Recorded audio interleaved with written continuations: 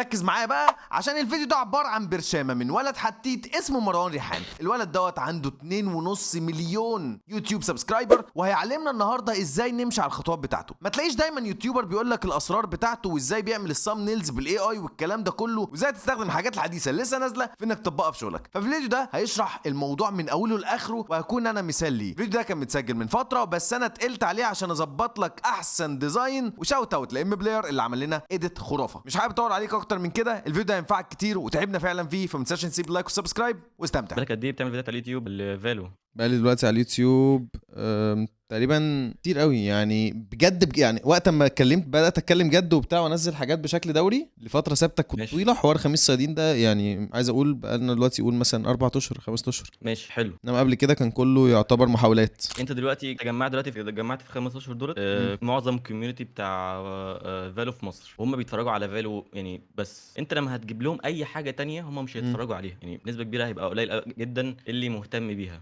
لان دماغهم مش دماغ فرايتي. بالظبط، مش ممكن يعني كده هم مش بنسبه كبيره هيتفرجوا. لا اتكلم بصراحه، مش عايزك تحاول تجمل الكلام. انا بحسك بتبوظ كده بتحاول تشوف الكلمه الصح اللي تتقال. لا كلمني بصراحه. كوميونتي فالو ما هتفضل لازقه في فالو. اقول لك على حاجه، بص يعني حاجه صريحه كده 100%، حاجه لازم تعرفها في حياتك، تمام؟ انت لو عملت تشانل لكونتنت واحد، انت لو غيرت الكونتنت ده الشانل هتموت، يعني دي رول. تمام؟ عملت شانل لاف سي وبقالك سنه بتعمل اف سي موبايل او اف سي عاديه، انت لو على لعبه رعب الفيوز هتبقى 5% ومش هتعرف تطلع، لان هم خلاص هم اصلا مشتركين عندك علشان يتفرجوا على الحاجه دي، فانت غيرت المحتوى. وبنسبه كبيره للاسف اللي بيحصل في مصر او اللي بيحصل يعني في الوطن العربي يعني عامه، ان الناس بتتعلق شويه باللعبه. لو انت عامل لعبه واحده بس في الشانل هم بيتعلقوا بيها، مش بيتعلقوا بيك انت. ايوه يعني انا بحب فالورانت واتفرج على فالورانت ومش فارق معايا اكس سويب ماستر او بالظبط. شادوزا وات ايفر اللي هيديني فالورانت هروح اتفرج على الفيديو ده. بالظبط. الحاجه اللي انا كنت بحاول ابنيها من في اخر 2018 ان انا اخلي الناس ترتبط بيا انا مروان، مش باللعبه تماما. كنت باكد الحته دي بالايديت، باكد الحته دي بالثامبنيل على بالعنوان، باللعب، بالحاجات دي كلها. بحاول اعمل فيديوهات في النص مختلفه شويه بحيث الناس تبقى مرتبطه بمروان. انت دلوقتي اصلا لو لاحظت هتلاقي اي حد يوتيوبر مشهور قوي، مشهور جدا، اللي هو التوب، هو الناس بتتابعه عشان هو، مش عشان المحتوى بتاعه. فاهم؟ هو هيعمل ايه؟ ابو فله، باندريتا، شونج بونج، عندك فاهم؟ عندك ناس كتير قوي هم بيعملوا اي حاجه وبتجيب فيوز، لان هم الناس عايزهم هم. يعني انا لقيت بودكاست لمستر بيست بيقول لك ما تتوقعش ان اول 10 فيديوهات هيجيبوا فيوز، هو ده الطبيعي انه ما يجيبش فيوز. انت تبدا بعد ال100 فيديو تبدا تشوف، اتوقع ان يجي لك فيوز. تبدا تشوف الزياده بقى. يعني انت بعد ال100 فيديو تبدا تتكلم بقى ان الفيوز هتبدا تزيد بعد ال100 فيديو. فانت لما بتعامل كل الشان بتاعتك كلها عن فالو، بدات تعمل مثلا لعب رعب، فانت كده بتبدا من الاول اكني زيرو فيو حرفيا، اكني زيرو فولور. فانت هتبدا لسه تبني الكوميونتي بتاع اللي بيتفرج على حاجات منوعه. اي لعبه هتبدا لسه بتجمعهم، بعد كده هتبدا بقى تتكلم. طب وايه الحل؟ ان انت تستمر. يعني انت ممكن تعمل حاجه لو انت فعلا مش عايز تدفع في الموضوع ده، بس عايز تعمل فيديوهات بره فالو، اعملها اديت انت، دي اللي انت مش هتدفع فيها حاجه. وحاول تنوع يعني، بس تنوع مش فجاه تقوم موقف فالو. هي دي انت كده بوم فالو راحت فجأة، الشانل بقت حاجة تانية، اعمل لهم تشك على الفاضي.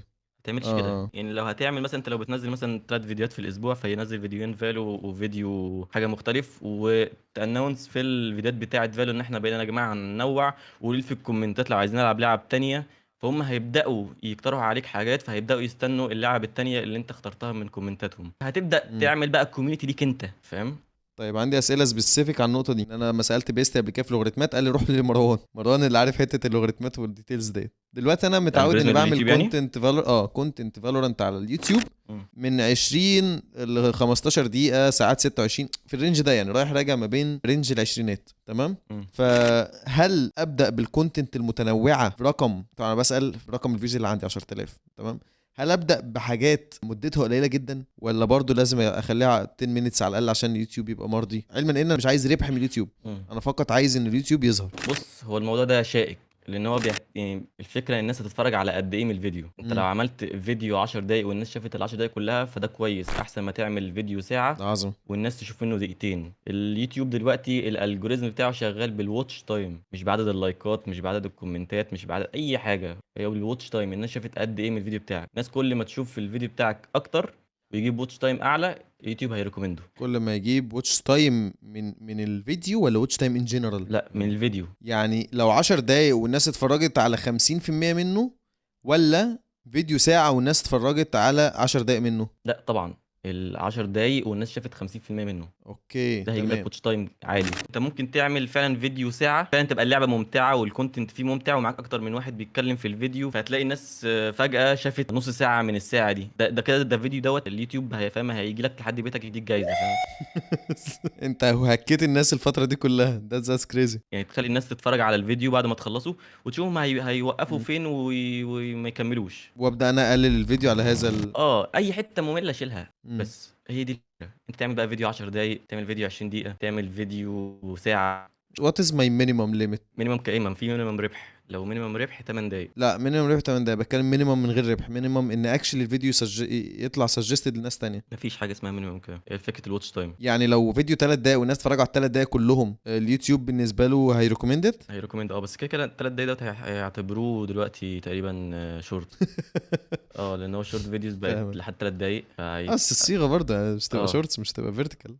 وحاجه كمان صح، شورت وحاجه هو. كمان برضو صح ان آه. يعني خد بالي منها، نزل شورتس على اليوتيوب. الشورتس دلوقتي معمول لها بوست بطريقه كبيره قوي. خدت بالي قوي. يعني هو يوتيوب ذات نفسه بيقول لنا وبيبعت لنا ايميلات ان الشورتس هي معمول لها بوست، يعني هم عاملين لها القناه الجديده مش محتاجه ان هي تبقى عندها 100,000 فيديو عشان نبدا نريكومند الشورت ساعتها. لا، انت ممكن تعمل شورت فعلا واحد ممكن يجيب مليون في قناه جديده تماما عادي جدا. ان الناس دلوقتي لو شافت الفيديو وشافته مره كمان وعملت لايك وسبسكرايب الفيديو هيطير، الشورت ده هيطير. انا خدت بالي، وخصوصا لما بعمل شورت سبيسيفيك لحاجه ترندنج، يعني من الشورتات بالظبط. اللي جايبه عندي ارقام قويه جدا. اول ما الايجنت الجديد نزل فالورانت عملت شورت بشرحه بيعمل ايه، جاب فيوز. في شورت عملته بيتكلم عن تريكات في فالورانت جاب كميه فيوز برضو، اللي هو يعني ات ميكس نو سنس بالظبط. الفيوز الكتير اللي جابها على اليوتيوب. وهل الشورتس ديت تشجع ان المين كونتنت برضو تعلى، يعني الفيرتيكالز تعلي الهوريزونتال؟ بس مش بنسبه كبيره. لو يعني هي لو الحاجات مرتبطه ببعض، لو مش بتعمل مثلا، لو بتعمل شورتس ليها علاقه بالكونتنت اللي انت بتعمله الاساسي، بنسبه كبيره هتكسب من الناس اللي هتتفرج على الشورتس هيجولك، بس مش نسبه كبيره. يعني ممكن نقول مثلا نسبه 5%، بس في الاول وفي الاخر دي قناتك، يعني كده كده يعني مش هيروح ناس غريب، فاهم؟ 5% بالنسبه مثلا ل 100,000 فيو اعتقد زنسين بالنسبه للمين فيديوز بالنسبه لي يعني. يعني بالظبط. اتس هيوج برضه. بس ما تجيش على حساب يعني الفيديوهات الطويله، يعني ما تقدرش تعمل مثلا 10 فيديوهات شورتس وفيديو بس لونج فيديو، فلا الناس هتفتكر انت قناتك اصلا شورتس، فمش هيتفرجوا على اللونج فيديو مهما كان. يعني هيبروزوك في حته الشورتس، هم مش هيشوفوك غير كده، مش متحملين ان هم يشوفوا فيديو طويل ليك، فاهم؟ يس فانت تعمل بالانس. شايفوا حاجات حلوه فعايزين نشوفوا الباقي. انا بالنسبه لي انا مثلا طيب. ممكن بنزل 8 فيديوهات لونج مثلا فيديوز، وفيديو او فيديوهين شورت بس في الشهر، ولو ما فيش افكار للشورتس ما بنزلش. طيب انت قلت لي ان يفضل نعمل مثلا فيديوهين فالورانت، لو انا هعمل فالورانت وفي النص فيديو راندوم، تمام. دي وسيله حلوه. ايه رايك في مثلا السم في العسل، تخلص مثلا 10 دقايق يعني توتال فيديو، هنعمل مثلا اول 3 دقايق فالورانت وبعد كده الباقي هيبقى الجيم المختلف او الستايل المختلف. هل ده حلو ولا ده يقتل في نفس الفيديو؟ في نفس الفيديو؟ لا طبعا. انت هتكتب ايه في العنوان؟ هتكتب ايه في الثمبنيل؟ اللعبه ولا فالور؟ انا فكرت في حاجه ضيقه. بس ده أنا اسمه بقى انت اللي فكرت بتعمله دوت. في- يعني احنا بنعمل كليك بيت، فاهم؟ أيوة. بس ده كليك بيت قوي بقى. ده الديفينيشن. ده كليك بيت يدخلك السجن، فاهم؟ انا فوكست على فكره ان انا عايز اوصلهم لل 10,000 اللي عندي، ونسيت ان اليوتيوب ده بحر، فلا فهمت كده. يعني انت هتشوف دروب ابن لذينه، هتشوف الناس بتتفرج كلها على ال3 دقايق بقى كده كله بيليف بقى، فاهم؟ كله بيهرب. طيب اديني شويه نصايح عن الريتش، يعني ايه اللي اقدر اعمله بحيث في التايتل طبعا وفي الثامبنيل، بحيث ان هو يوصل. يعني في نصيحه حلوه قوي خدتها من بيستي ومن ساعتها اشتغلت بيها. بيستي سالته ليه ما بتحطش صورتك في الثامبنيلز دايما، قال لي لما بحط صورتي في الثامبنيل ببقى عايز اوصل للناس اللي عارفه بيستي، بس لما ما بحطهاش ببقى عايز اوصل للناس جديده توصل لبيستي او تتعرف على بيستي من خلال التول نفسها، اسكاب جيم جديده مثلا او حاجه زي كده. فايه النقطه اللي في النص يعني؟ اوكي، بالنسبه لي انا بص، انا ما بعرفش ما احطش صورتي، مش عارف، بحس ان هي بالنسبه لي حاجه مهمه سنسين هوك. ان الناس ابقى وشي فاميليار ليهم، فاهم؟ يعني يبقى طالع في الريكومندد فيبقى وشي فاميليار، اللي هو مش لازم يدوس على الفيديو بس هو شافني، فاهم؟ مروان ستيل عايش ونزل في ثامبنيل بالظبط، انا موجود، فاهم؟ انا انا بالنسبه لي هي مهمه جدا الصوره. بيستي هو عمل كده في اكتر من حاجه وظبطت معايا، لان هو عمل حاجات في ار. يمكن الثامبنيل ذات نفسها كانت قويه كفايه ان هو مش محتاج انه يحط صورته. ما تبقاش اوفر باورد فتقتل. يعني انت ممكن لو حط صورته بتبقى تحس ان هي زحمه قوي، هو شالها فبقت كويسه. فانت برضو بص، الموضوع النصيحه دوت انت حاول تشوفه من باقي اليوتيوبرز الكبار، تتعلم منهم هم الثامبنيلز بترسمها ازاي. هل انت شفت مين احسن، مين اكبر يوتيوبر في العالم دلوقتي؟ مروان ريحان. احسن يا عم احسن اقوى يوتيوبر اكيد هيبقى مستر مستر بيست. بيست. مستر بيست بيحط صوره في كل حته، حتى لو هو مش مشارك في الفيديو، ان هو بيذيع او شغال مذيع في الفيديو بتاعه او حكم هوست. يعني، بس هو عارفين بيحط هوست. او هوست مثلا، بيحط صورته برضه ان هو مشارك، هو وشه مهم، بس بيحاول يبالانس، يعني بيحاول يبالانس ان هو ما يبقاش فيه زحمه في الثامنيل بيبقى فيها حركه. دلوقتي بحاول اعمله ما بيبقاش رياكشن بس، بحاول اعمل حركه اكني متفاعل انا في الفيديو شويه، دي مهمه. يعني بص، هو الثامنيل بتاعته اللي انا بحاول اوصل لها برضه، هي دي صعبه جدا لان انت الافكار، هو عنده تيم كبير قوي قوي يعمل الثامنيل دي. انا بشوف الثامنيل بتاعته بتتغير كل كام يوم. هو بيشرح العنوان والمحتوى بتاع الفيديو بالصوره، ودلوقتي الاي اي سهل، يعني انت ممكن تعمل بيه الحاجات دي وتركب وشك عليها، بس طبعا هو مش بيعملها اي اي يعني. ازاي استخدم الاي اي عشان اعمل الحاجات ديت مثلا؟ هي دلوقتي الاي اي سهله، ان انت ممكن انت عادي جدا تفتح البينت دلوقتي، ترسم حاجه انت متخيلها، وتروح لشات جي بي تي تقول له حول لي دي لثامنيل يوتيوب رياليستيك مثلا، وتشرح له برضه قصه الفيديو، هو هيعملها لك. انا اكشلي كنت فاكر انها حاجه حلوه ان تخلي الناس اللي على يوتيوب يجوا تويتش، يعني ده الهدف بتاعي كان من اليوتيوب الاول. بس حركه غبيه قوي، يعني المفروض ان انا اكبر يوتيوب الاول وبعد كده اخليه يجيب ناس، انما فكره ان انا بلقط اي حاجه تيجي في الطريق دي الغلطه بتاعتي. الموضوع ده بينفع بره بس ما بينفعش عندنا. ينفع بره لما اكون كبير فشخ في اليوتيوب في تويتش اوريدي. بالظبط، يعني اوريدي الناس عارفه ان انت اصلا عالي قوي في الستريمنج، فاهم؟ يعني انت اصلا 100% ستريمنج، واليوتيوب دوت مش فارق لك. يس. معظم اللي بيعملوه بره ان الايديتورز هم اللي ماسكين التشانل من الصفر. واحد جاي مثلا او اكس كيو سي، هو ما يعرفش حاجه عن اليوتيوب بتاعه، يعني ممكن يكون يعني بينسى كمان الباسورد بتاعه. ساعات الناس حد يبعت له لينك من عنده يوتيوب اتفرج عليه على الستريم. في اديتور او ايجنسي عامه بتمسك الشانل بتاعتك، بتاخد كليبات وبتنزلها على اليوتيوب عنده، وبيبقى ليهم نسبه من الارباح القناه. وهو ليه نسبه برضو من الارباح، زائد ان هو فيديوهاته بتروح للناس. فهو اوريدي الاديتور دي الشانل بتاعته مش بتاعت اكس كيو سي، هو مستخدم اسم اكس كيو سي اسمه بس يعني في فرق. فما حدش مثلا يقول ما الحوار ده بيحصل بره، ما الناس بتنزل بتعمل ستريم وبتنزله عادي على لا. اليوتيوب. لا يعني العقليات مختلفه العقليات تماما. والنسب والناس والارقام كل حاجه مختلفه اكشن. اولا عاش فشخ يا مروان، مبسوط جدا انك قعدت معايا القعده دي عشان بجد كنت محتاجها، لان مش كتير قوي في مصر او في الوطن العربي عندنا اوبن اب ان هم يشرحوا الحتت دي كلها. كل دي تفاصيل ذهبيه حرفيا. ال 44 دقيقه دول انا حرفيا ريكورديتهم، لان كنت متاكد ان انا هحتاجهم كمذاكره، محتاج ان انا ارجع لهم وقت ما احتاس. اعتقد ممكن حتى يعني ارميهم زي ما بيرميهم عمر جامايكا بلس على اليوتيوب، اعمل كده والله، يمكن حد يستفاد بيهم برضو، مروان يكسب سبب في هذا الموضوع. لو احتجت حاجه قول لي، انا بحب اتكلم في الحوارات دي كتير.